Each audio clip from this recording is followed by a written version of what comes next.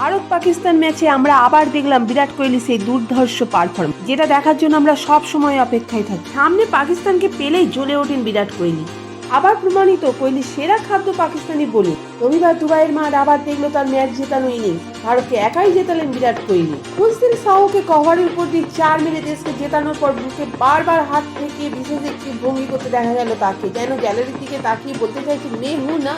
2012 Asia কাপে 183, 2015 একদিনের বিশ্বকাপে 107, 2023 এশিয়া কাপে 122 আর 2025 চ্যাম্পিয়ন্স ট্রফিতে অপরাজিত 100, সঙ্গে টি-20 অসংখ্য স্মরণীয় ইনিংস। তিনি সত্যিই আছেন। পাকিস্তানের বিরুদ্ধে ভারত খেলতে নামবে আর তার ব্যাটে রান দেখা যাবে না, এমন খুব কমই হয়েছে। ফর্ম, অবসর, শেষ আইআইসি প্রতিযোগিতা ইত্যাদি যাবতীয় আলোচনা উড়িয়ে বিরাট কোহলি আরও একবার বুঝিয়ে দিলেন তিনি ফিরে যাননি, তিনি আছেন।